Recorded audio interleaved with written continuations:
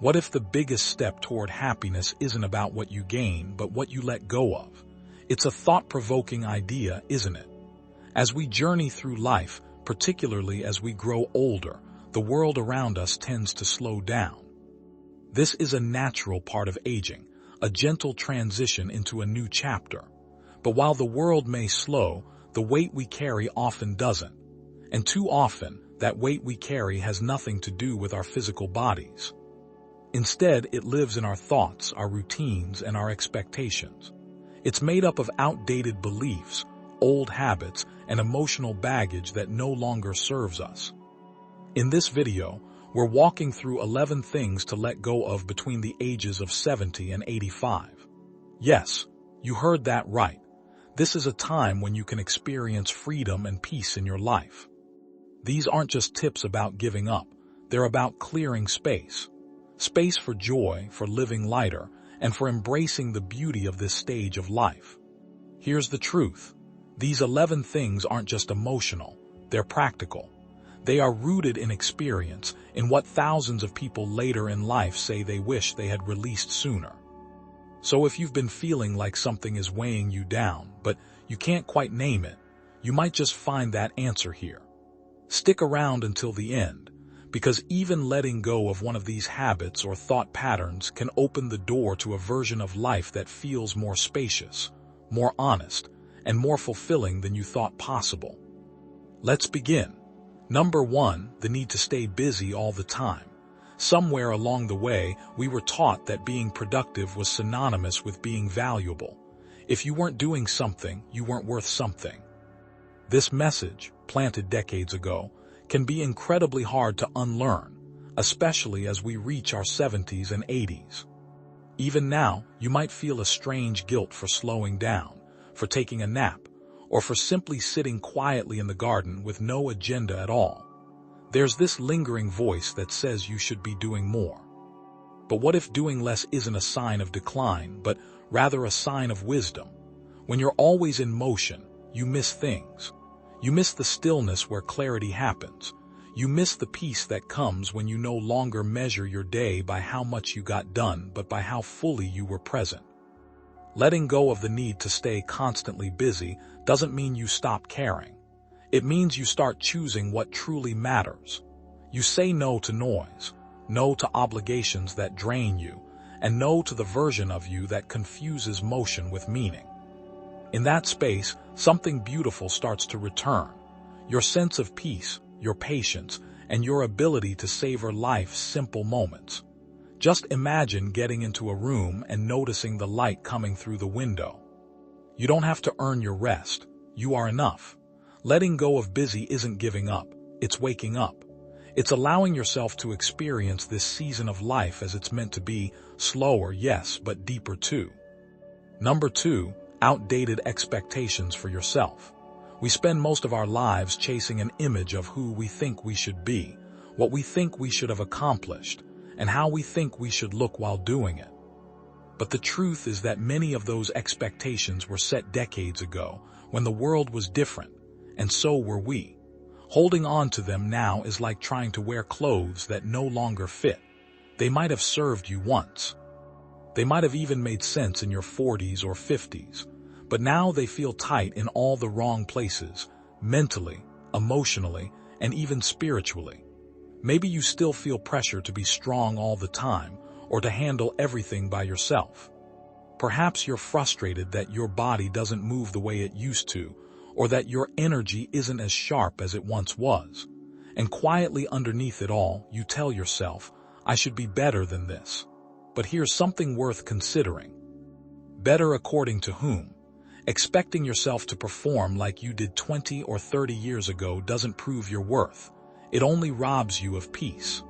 Ironically, the more you resist where you are now, the harder it becomes to appreciate what's still beautiful, capable, and wise within you. Letting go of outdated expectations is not the same as letting go of dignity. In fact, it's a return to it. Because when you stop measuring yourself against an earlier version of who you used to be, you make room for something far more powerful. Accepting who you are now with grace, You allow your body to slow down without feeling ashamed. You let your mind rest without fearing it's falling behind. You stop chasing perfection and start practicing presence. And what's amazing is that when you release those invisible standards, you often find that the people around you never needed you to be anything but exactly who you are: gentle, grounded, real. So if you've been feeling like you're not measuring up to your own invisible checklist, maybe it's time to tear that list up. Because the version of you that's here right now is not behind. They're just finally becoming real. If you're still watching this video and finding these insights valuable, please comment number 2 below to let me know you're here. And if you haven't subscribed yet, I recommend you subscribe and turn on the bell so you don't miss any videos. Your support helps us continue creating good content to inform and inspire you. Now let's move forward. Number 3, guilt over past mistakes. There's a kind of heaviness that creeps in as we age, not from the body but from the heart. It's the quiet guilt that lives in the corners of our memory. Think about it. The moments we wish we'd handled better, the words we can't unsay, the chances we didn't take, the people we may have hurt, even without meaning to. While those memories may fade with time, the guilt often doesn't. It lingers. Sometimes it shows up in the middle of the night, sometimes in the middle of a conversation. You think back and ask yourself, why did I do that? Or what if I had done it differently? But here's the truth that no one tells us enough. Guilt is meant to teach, not to punish. Once the lesson is learned, once you've owned your part and done what you could to make peace, it's time to let it go. Holding on to guilt for the rest of your life doesn't honor those you may have hurt. It only keeps you stuck in a moment that no longer needs to define you. More importantly, it keeps you from showing up fully now, from laughing without a shadow, from enjoying love without feeling like you don't deserve it. Forgiveness isn't just something we offer others. Sometimes the most powerful act of love is the one we give ourselves. It's saying, yes, I made mistakes, but I am still worthy of peace. This chapter of your life, these years between 70 and 85, weren't meant to be haunted. They were meant to be healed. And when you begin to release that old guilt, something remarkable happens. You stop bracing, you stop replaying, and you start living. You find that joy returns more easily, that your shoulders drop. People around you feel safer, not because you're perfect, but because you're present. Letting go of guilt doesn't mean forgetting. It means forgiving. And it means finally allowing yourself to step into the kind of freedom that regret can't reach. Number 4, relationships that drain your spirit. There comes a point in life when you start to realize that not every relationship is meant to last forever. Some are seasonal, some are situational, and some, if you're honest with yourself, have quietly been taking more than they give for years.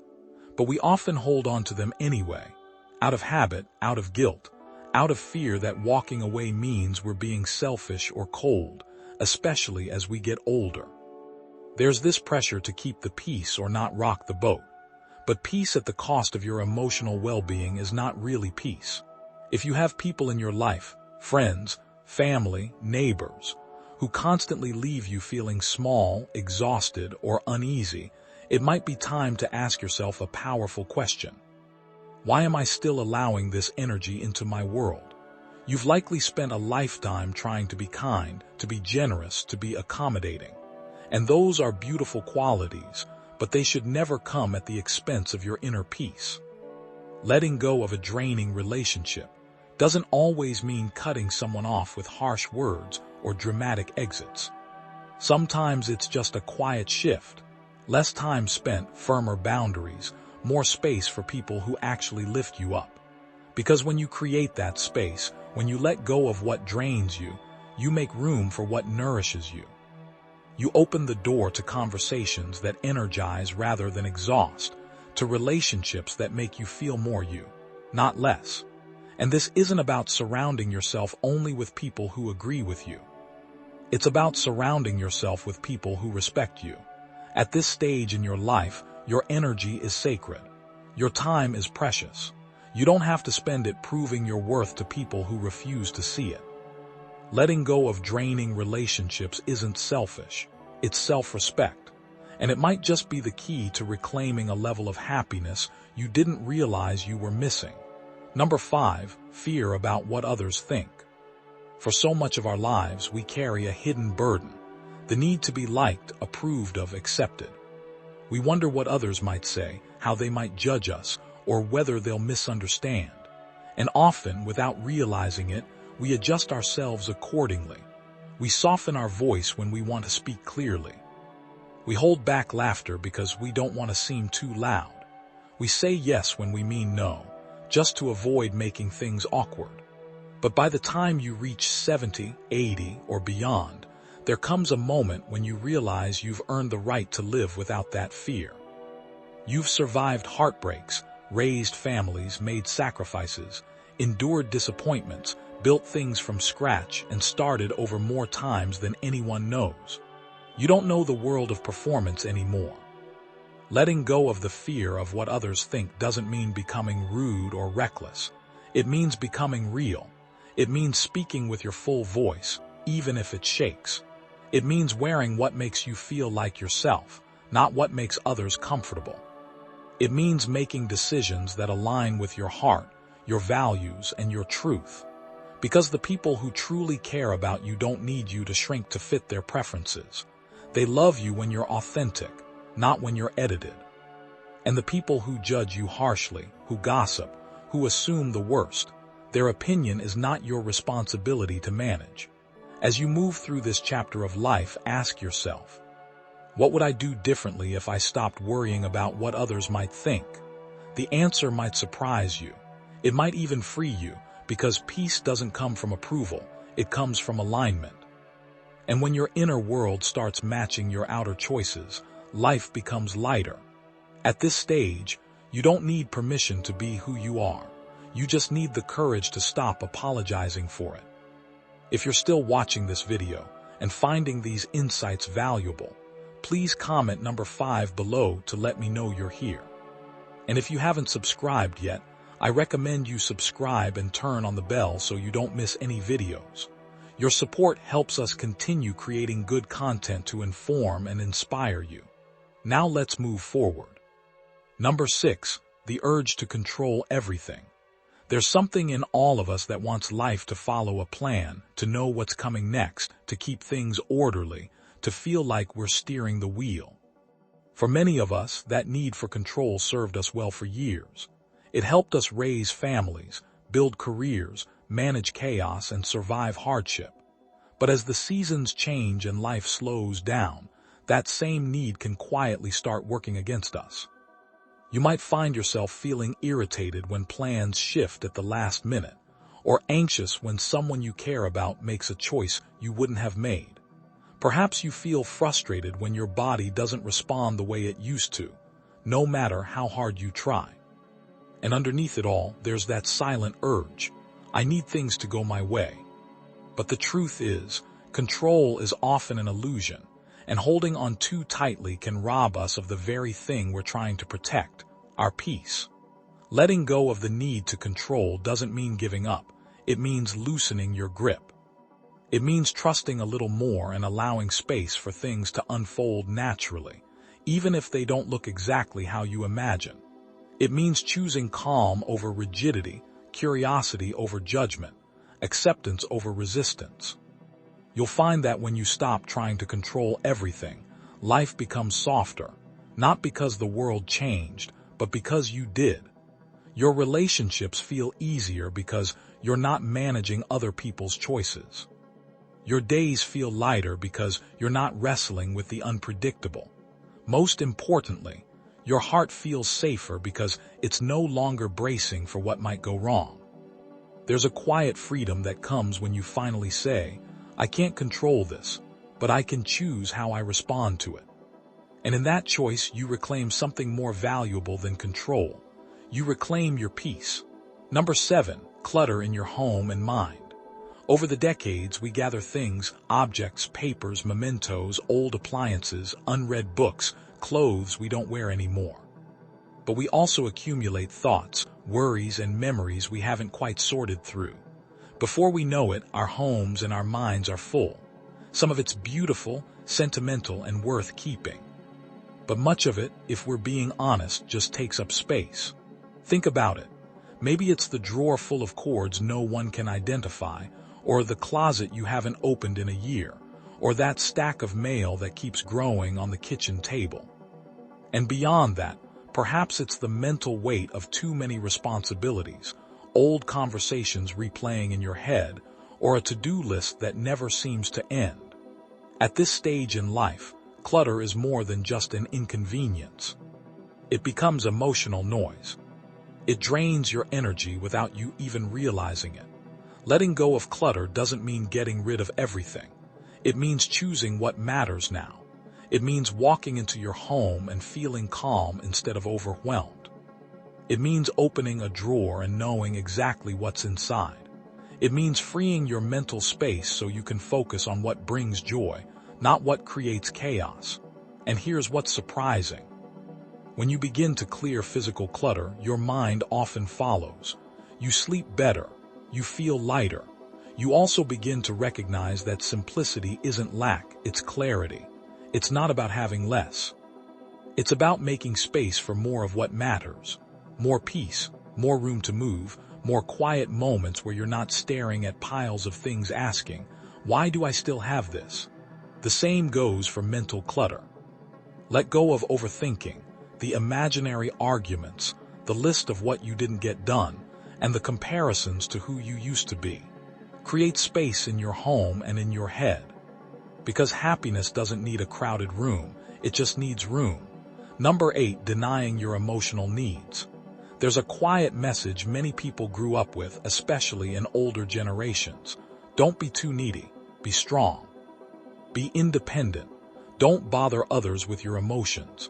Don't ask for too much. While that message may have helped you survive, it may also be the very thing keeping you from thriving now. Because here's the truth. No matter how old you are, your emotional needs don't disappear. The need to be listened to, the need to feel loved, the need to feel useful, seen, and included, they are all still there. But over time, especially if you've lived through a lot, it can feel easier to just say, I'm fine, to downplay your loneliness, to pretend that you don't wish someone would check in, to convince yourself that asking for company or help makes you a burden, but it doesn't. Letting go of the belief that your emotional needs are too much is one of the kindest things you can do for yourself. Because needing connection doesn't make you weak, it makes you human. And when you finally allow yourself to admit what you need, to say, I need companionship, or I wish someone would just listen, or I don't want to spend so much time alone anymore, that's not giving in, that's speaking up. That's honoring yourself. You'd be surprised how many people around you are waiting for the chance to support you, to sit with you, to laugh with you, or to simply be near. Sometimes the only reason they haven't stepped in is that you've done such a good job pretending you don't need anyone. Letting go of emotional self-denial isn't selfish. It's essential because your feelings are valid. Your heart is still beating, and it deserves to be heard, held, and cared for. This chapter of your life is not about fading into the background. It's about leaning into the relationships, the conversations, and the moments that remind you you're not done needing, and you're certainly not done deserving. If you're still watching this video and finding these insights valuable, please comment number 8 below to let me know you're here. And if you haven't subscribed yet, I recommend you subscribe and turn on the bell so you don't miss any videos. Your support helps us continue creating good content to inform and inspire you. Now let's move forward. Number 9. Comparisons to younger people or your younger self. One of the quietest thieves of joy in later life is comparison, not just to others, but to the person you used to be. You might find yourself looking at someone younger and thinking, I used to move like that. Or glancing in the mirror and remembering a version of your face from 20 years ago. Or watching someone else take on something new and hearing a voice whisper, that used to be me. And without even realizing it, you start stacking your present against your past, measuring what's been lost instead of noticing what's been gained. But the truth is, the person you used to be didn't know what you know now. They hadn't seen what you've seen. They hadn't walked through what you've survived. Letting go of comparison doesn't mean you forget who you were.